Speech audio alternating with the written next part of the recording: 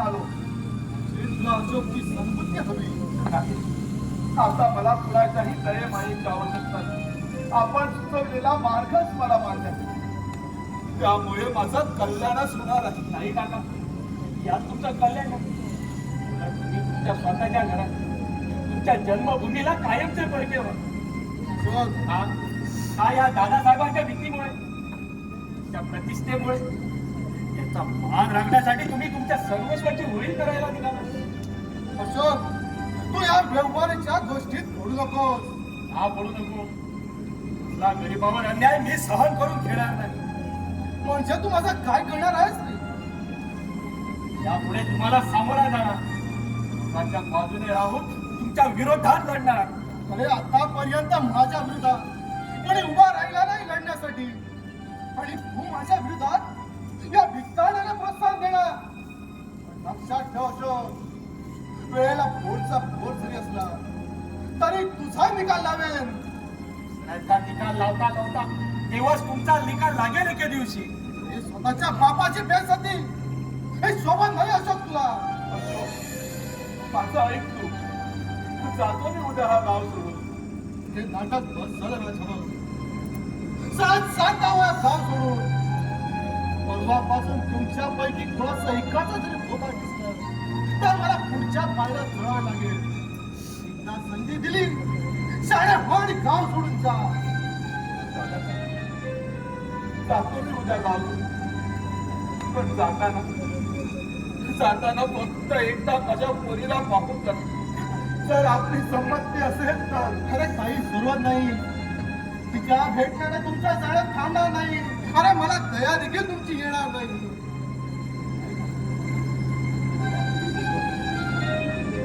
येतो मी दादासाहेब, येतो अशोक. काका,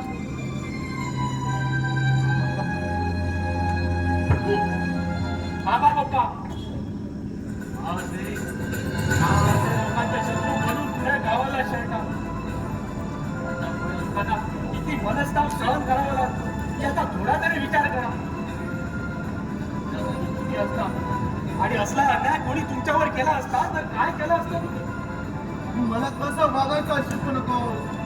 मुलांच्या आधाराची काळी साई मला आधार सरळ की हालात आले नाही आणि येणार देखील नाही.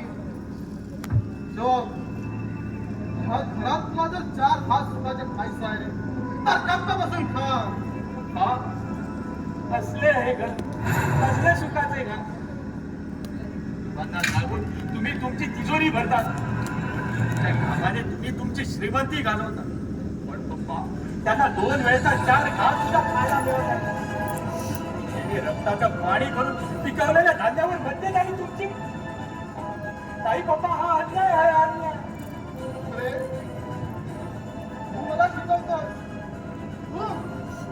अरे ही वेळ राजा भाऊ आली ना, अरे ती माझ्यावर आली असती आणि तुम्हाला घेऊन हे काळात पोट खाण्यासाठी हा गाव सोडून जावा लागला असता. ते चाललं असतं, पण असली गळचेपी आता नाही सहन होत. सहन नाही होत? अरे तर मग कशाला नाही तेच. नाही तर तुझी बायको मिलीच आहे. त्या मार्गाने सांग. पप्पा, हे तुम्ही बोलता, तुमच्या पोटच्या पोराला बोलतात. काय म्हणावं तुम्ही? अरे काही म्हण, नोकर शिवाय मला देतास. अरे त्यात तू दे आणि फळ पडेल. घरात माणसं नाही ना, एक दरवाजा खुला आहे, जाऊ शकता बाहेर तो. हरकत नाही, तुम्ही म्हणतात तर जातो मी. पण आम्हा सर्वांना चालते व असेच म्हणतात.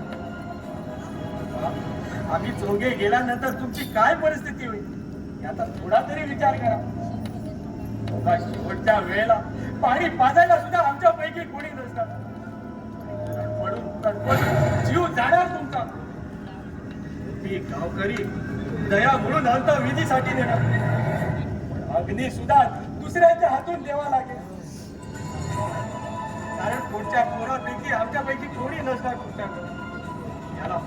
याला कारण सुद्धा तुम्हीच असणार पप्पा, तुम्ही.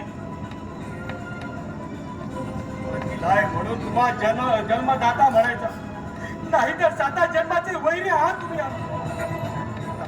आता नाही थांबत मी इथं, चाललोय मी राजा भाऊकडे. ते हा गाव सोडून जाता तेच मला पाहिजे. मला जे पाहिजे ते करून घ्या. आता मी सुद्धा तुम्हाला सामोरं जाणार. असं ते वेळेचा पोटचा पोर जरी असला तरी तुझ्यावर कोणी सडायला हा दादासाहेब मग मागे बघणार नाही. पोराचा खून जरी खाल्लाय हा तरीच चालेल.